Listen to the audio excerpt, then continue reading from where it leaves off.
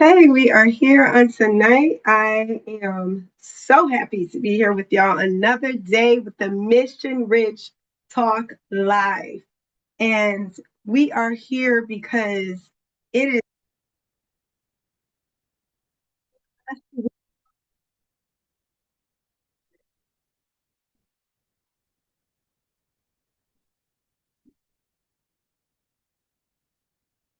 Hold on just a second, y'all.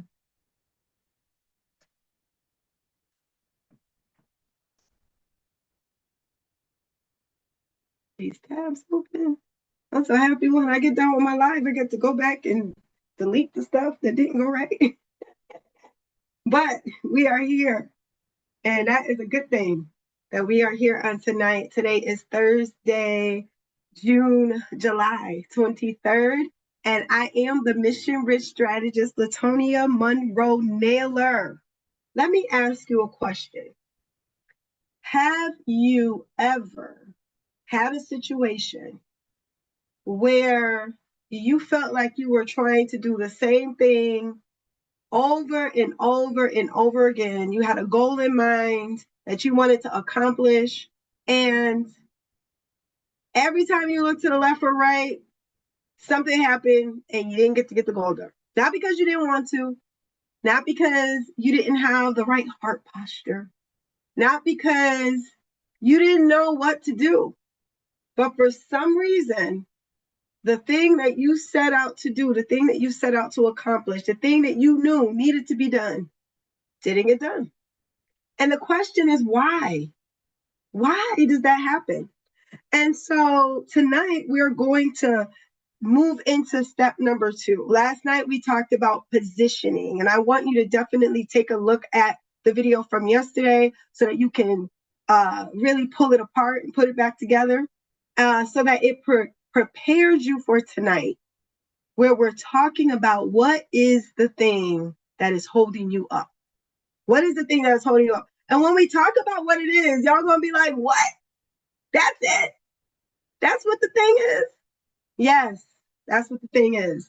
And so before we unpack the content for tonight, let me kind of walk you down a little memory lane. Picture me. And this is, gosh, it's hard to believe it's almost 2 years ago now. But it was. Actually, it was 2 years ago around this time, but it was 2 years ago, a little less than 2 years ago, that the thing actually came into fruition. But what is it? Because I know you're like, what is she talking about? What is it? What is the thing? It's a book. Y'all, I wanted to write this book. As a matter of fact, it's a little bit of my poster over here, Mission Rich and Profit Power. Yeah, we ain't hear about that tonight, so y'all ain't gonna really get to see the poster and all the things. If I remember, I'll grab a book before I go offline, but that's not what we're here for. I wanted to write this book because for 7 years, not 7 days, not 7 months, y'all, for 7 years, I had it in my mind that I was going to write a book. And I had chapters that I started. Matter of fact, I can say I had a mind that I was going to write a book for longer than 7 years, but this particular book that I had in mind, 7 years. And I would do a little bit of this, a little bit of that, right? Write a chapter here, type it up, sit down, lock it. I would lock in a lot, y'all. I'm going to do this on vacation. Why did I decide to do it on vacation? I don't know. You tell me, because you did the same thing. And so here I am trying to get this book done. And I finally came to a realization. I'm not going to get this book done unless I get some help. Because I knew I wanted to get a book done, but I did not yet have a mindset to really even understand what it takes to do a book, to publish a book, to get somebody to publish a book. I didn't even know. I was just talking to people randomly, having random conversations because, like I said last night on the positioning episode, I did not know the right questions to ask. I just thought asking the right question to ask for me was, how do you write a book? I didn't even think about why did I want to write a book. I didn't even think about what is going to be the benefit to somebody should I write the book. None of those thoughts came to be. And so what ended up happening, and Tanika, let me know if you still can't see, because I see you saying that your screen is black, but it shouldn't be black anymore, because I'm seeing it on my other device. All right. Y'all, that's me. That's my heart. I'm a mission-driven leader, y'all, mission rich. I actually crossed the bridge to mission rich, y'all. So, and we're going to talk about mission riches, but not tonight, not tonight. Tune in, check out the website, monroenaylor.com or something, if you want to know exactly what mission rich is about. But tonight we're talking about when you lock in and you're really not getting anything done. So I realized I didn't have the right questions. I didn't know what I should be asking. I didn't even know why I wanted to write a book, except for one thing. I knew that I wanted to be able to not have to keep repeating myself. That I knew. I knew that I didn't want to have to keep repeating myself. So what I did was I messed around. This is what I did. I'll tell you what I did. I messed around and I started looking up people that I could find that could teach me how to write a book. And eventually what I landed on was nothing. Because I still didn't have the right question. I'm trying to tell y'all something here with this story. Because this is what happens to us a lot of times. We have it in our mind that we know what to do. We have it in our mind. We know who to look for. We have it in our mind. We know the questions we're supposed to ask. And guess what? I still had nothing. But because I was searching, there's a thing called an algorithm. And somebody showed up on my Facebook channel. And I was able to connect with somebody that was able to help me to be able to finally get all the thoughts that was in my head out my head. Now, let me say this very clear and very quickly. The outcome was I went from 7 years of trying to write a book to 5 days writing my book. Okay? This is what happens when you not just lock in, but when you really believe in what you're doing and you understand and you got all the reasons why and everything makes sense for you and you got clarity around why this needs to happen a certain way. And I wrote it in 5 days. I sent it to the copy editor, did all the things. I ended up publishing my book within 60 days. And I sold over 200 copies of the book in the first 30 days. Now, most people don't sell 200 copies of their book ever. So that was like a whole thing. I've sold a lot more than that since then. But the reason why I'm telling you about it is because it was something that I had a mind to do, a desire to do, a passion to do. And there was more than enough information out there for me to be able to do it. But I still couldn't complete the task because of this one thing that we're going to talk about on tonight. The one thing that we're going to talk about on tonight. And what is the thing that we're going to talk about on tonight? Belief. Belief. It's a simple word. Y'all give me a second because I don't want to be talking and not looking at you. So give me one hot second. Good, good, good. Good, good, good. We're good. Audience can see it. We're all good. So the word belief. Can I break it down for y'all? Can I break it down for y'all what the word belief is?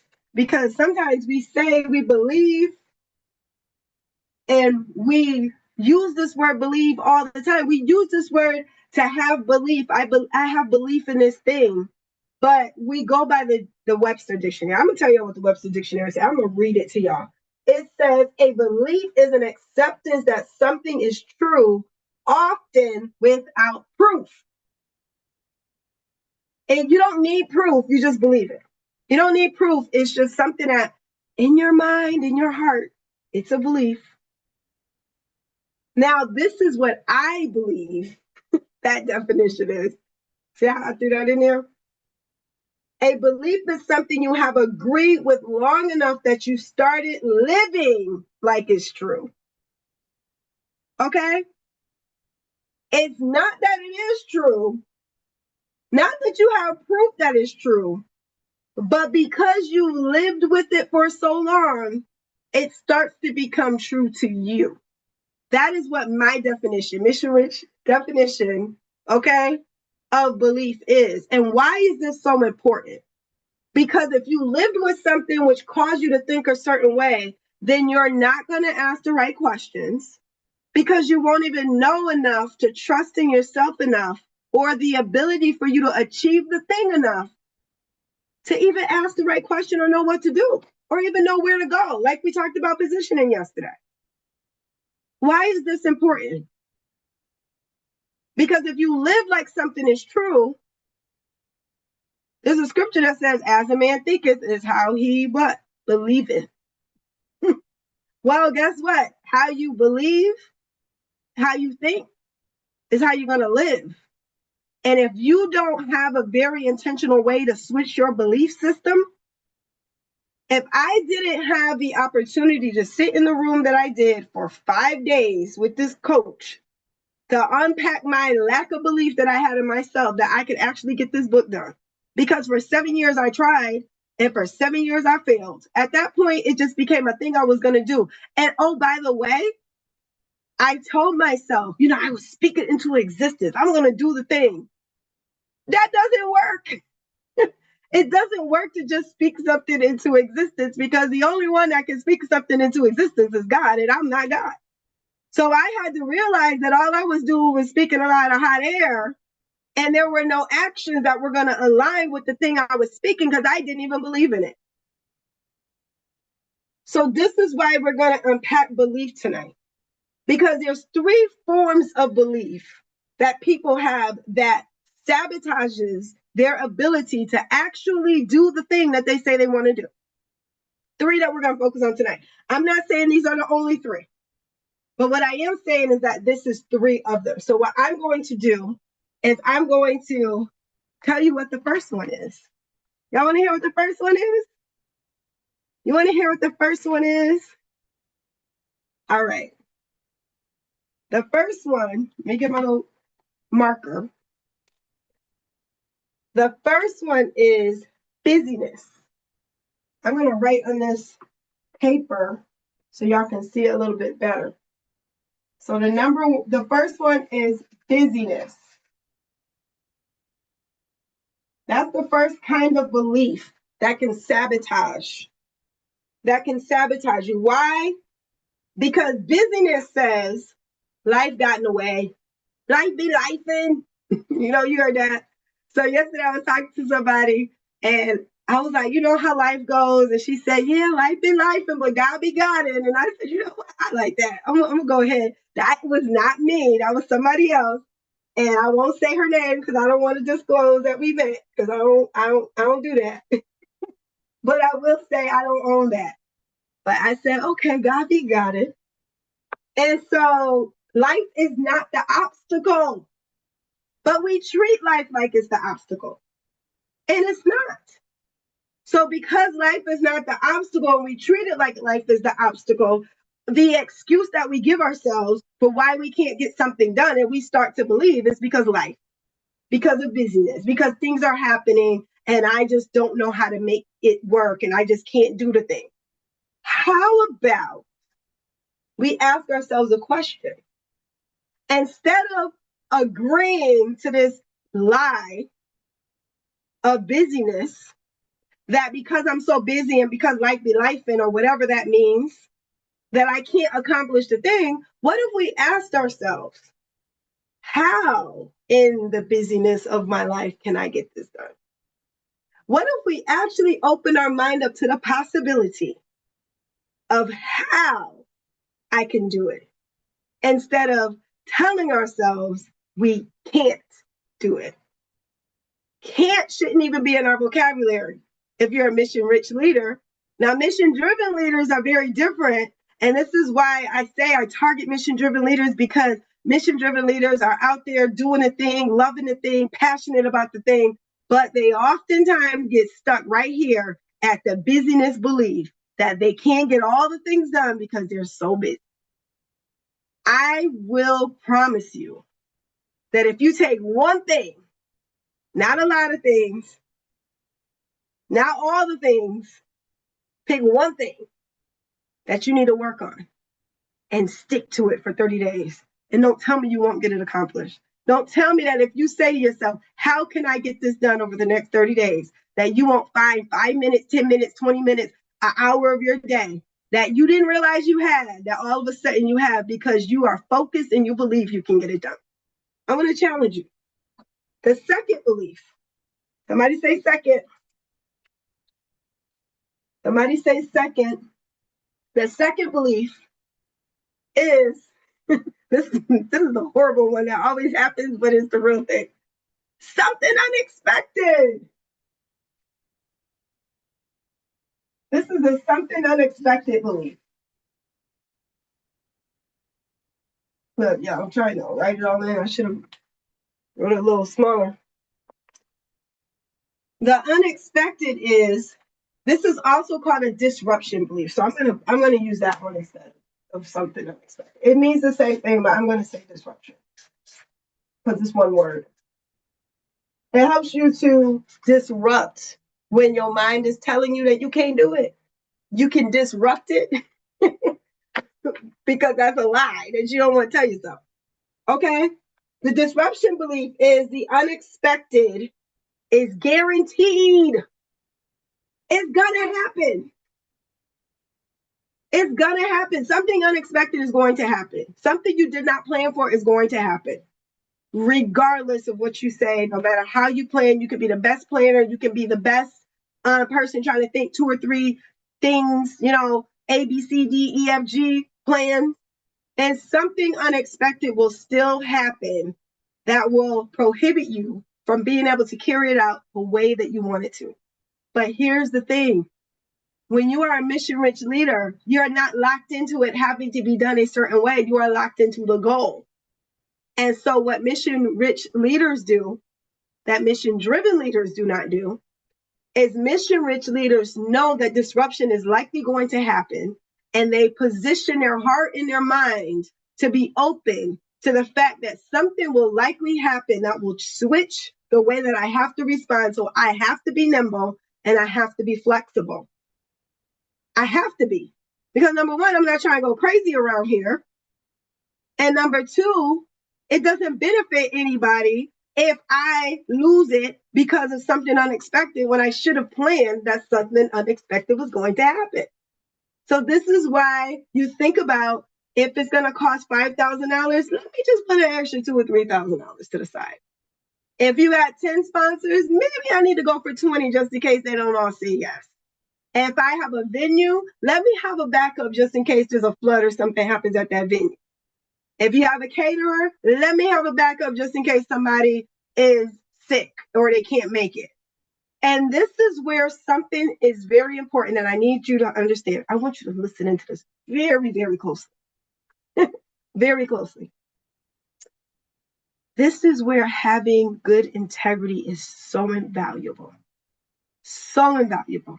The reason why the good integrity is very invaluable is because when you are a person that people care about, love, see doing good work, caring about the community, they have no problem with looking out for you. So when there needs to be a B, C, D, or E, they're going to be willing to help you. They will come out the woodworks to figure out how do they support the thing that you're doing because of you and the integrity that you have about the work that you do. Oh, and by the way, the fact that you're showing impact.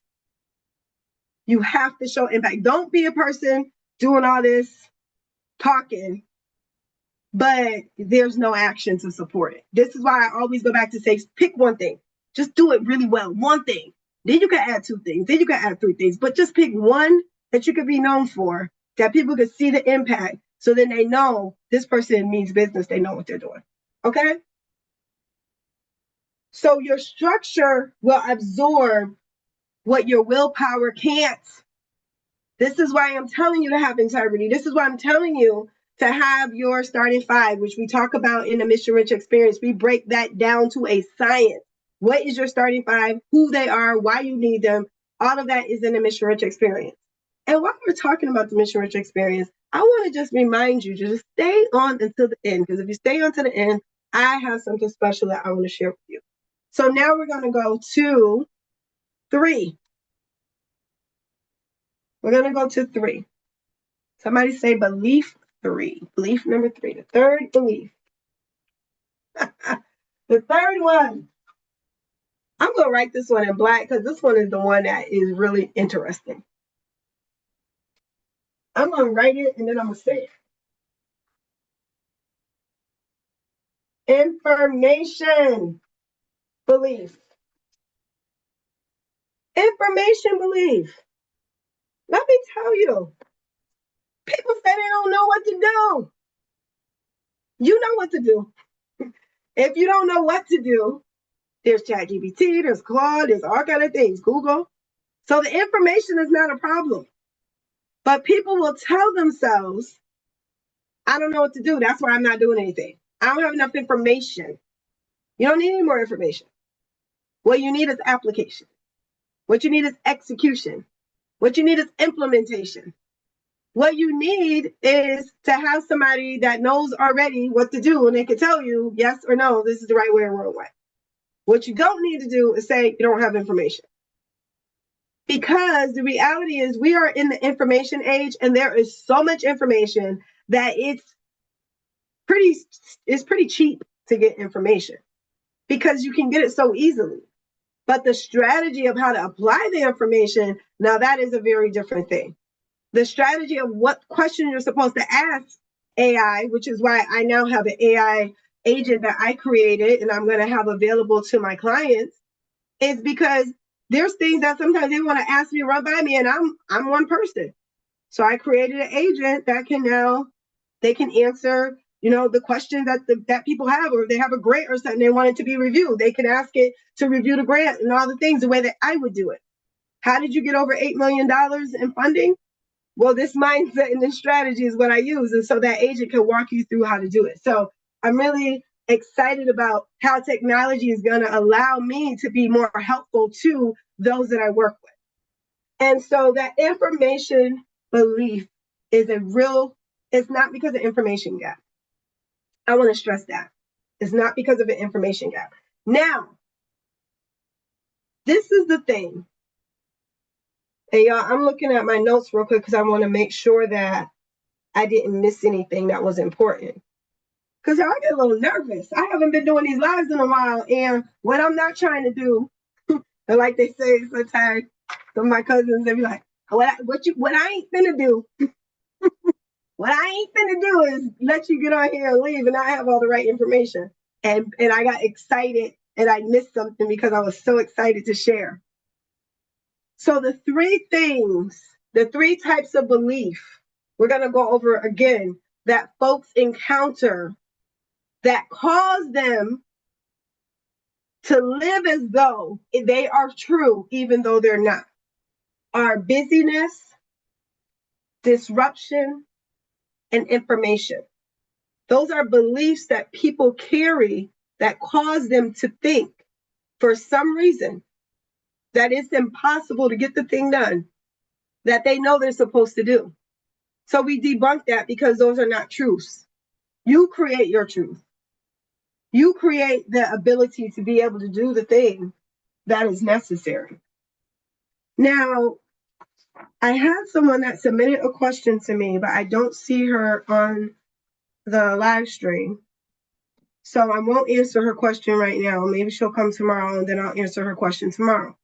But the thing is that as we are going through this conversation around belief, I want to ask you, can you see how the lack of belief that a leader may carry can also turn into the action that becomes self-sabotage for them to do the thing that they know that they're created to do? Can you see how the idea that there's not enough information, or that there isn't, there's not enough time in the day, or that I'm too busy, or all these things keep happening? There's a way to take those three misbeliefs and turn them into learning opportunities so that you continue to grow and develop as a leader, moving from a mission-driven leader to a mission-rich leader.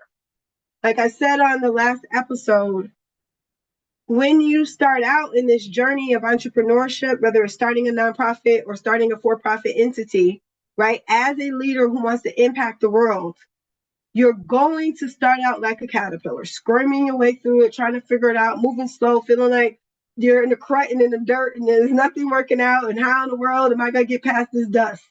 Because that's all they do when they're a caterpillar. But at some point, that caterpillar changes, and what do? They go into a cocoon, and then that process, there's a complete metamorphosis that happens when they're in the cocoon. What happens? Their entire DNA makeup changes and flushes and all the things, and then they start working themselves out of that cocoon to become the butterfly. Now, the thing is, the person who started out this work, crawling and grinding it out, is not the same person that can carry the work the way that a caterpillar changes into a butterfly. And now the butterfly has all of this opportunity to see the world and explore the world and get access to all these things, right?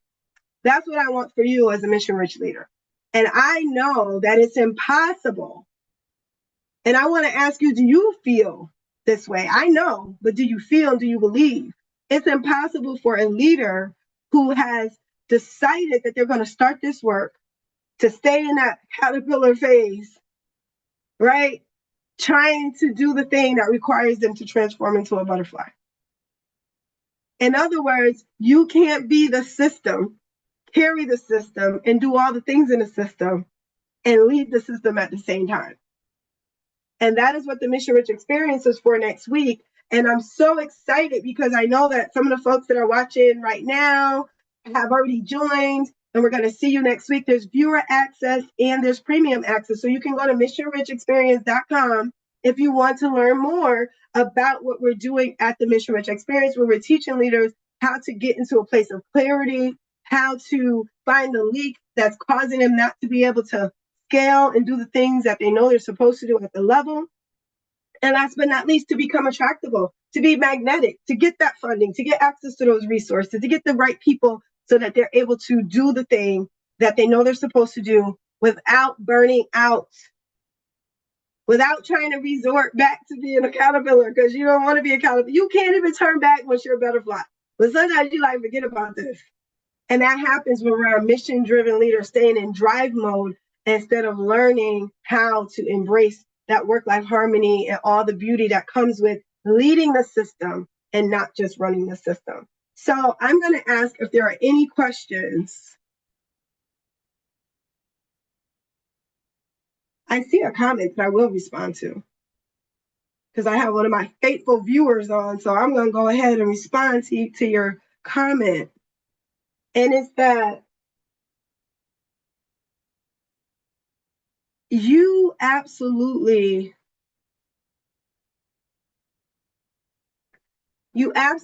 have to be in a place where your mission message, let me say it that way, because I don't think your mission doesn't have clarity. Your mission of what you want to do is very clear. The messaging has to align with that. And that's the kind of conversations we will have next week when you're in the experience.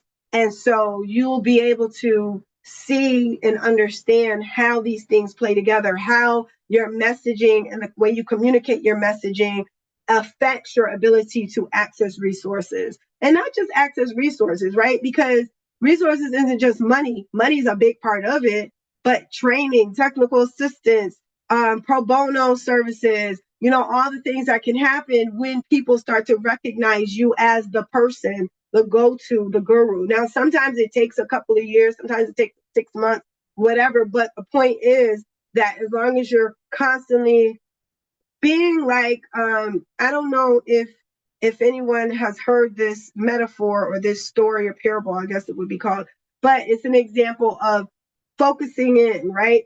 And the way that it goes is that a scientist somewhere was telling this story, that you take a water, and if you take water that is going everywhere, like a wide hose or something like that, then there's little impact, right? The water goes out and it might flood an area.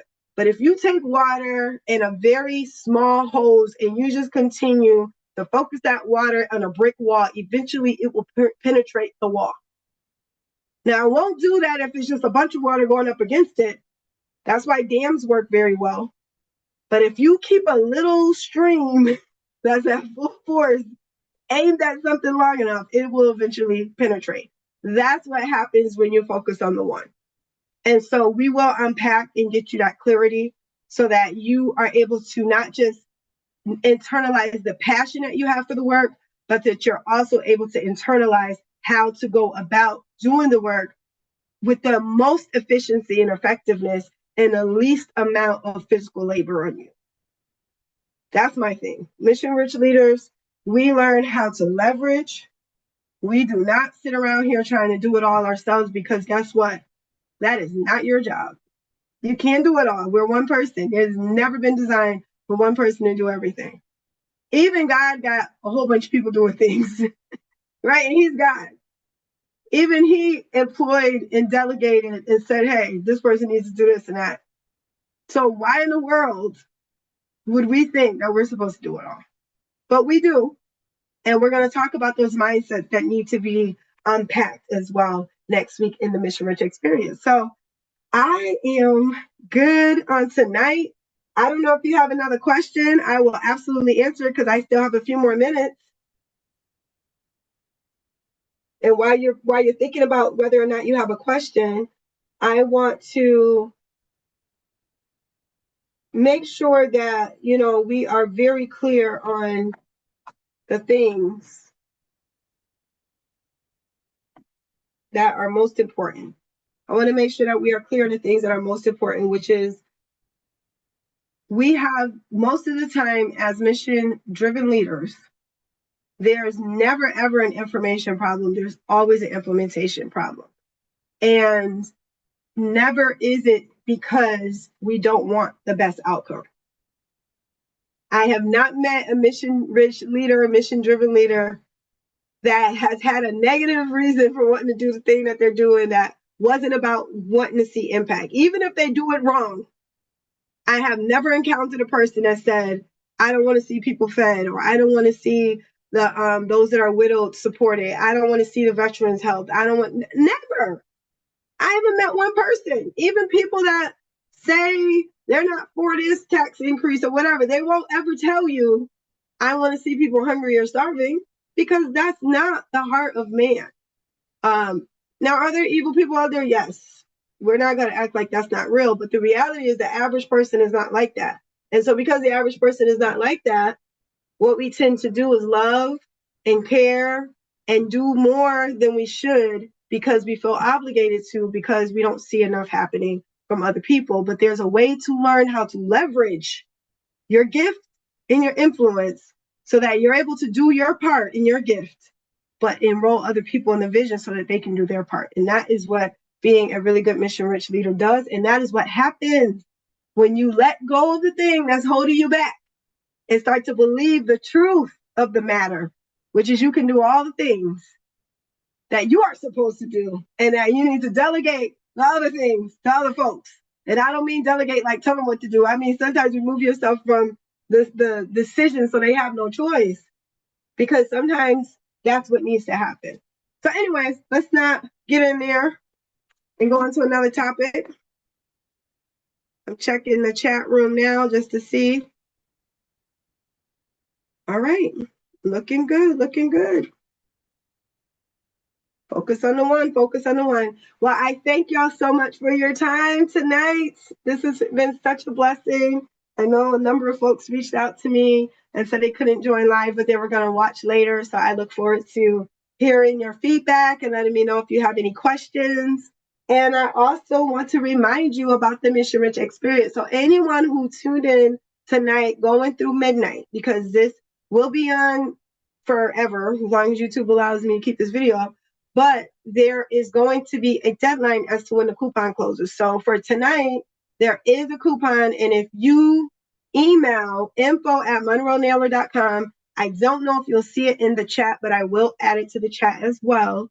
But we're going to have the link to the particular discounts that you can receive for the Mission Rich Experience next week. So if you, by midnight tonight, sign up, you will get complimentary access to the viewer access, which is $97 value, and you will get 25% off of the premium access. And that premium access is going to give you the ability to really fully understand, from writing grants to understanding how to apply for grants, because we have all of these on-demand informational sessions that we did that you would have access to, master classes. That's the word I was looking for. Master classes that we will have available to those who get premium access. And we will also have available to you the access to the recording so that you can continue to unpack it even after the sessions, as well as a workbook that you'll be able to unpack as well, everything that you're doing. On tonight only, if you send me a screenshot that you have invited someone else to like my YouTube channel, I will also gift you a copy, a complimentary copy of Mission Rich and Profit Power, a guide to transforming your passion into a fully funded business so that you can share with them. So tag somebody, invite somebody else to subscribe to my channel, send me a screenshot to info@monroenaylor.com, and we will send you a complimentary copy of the book, Mission Rich and Profit Power, because you too can be mission rich and profit power. All right. Have a good night, everyone. It's been a pleasure, and God bless.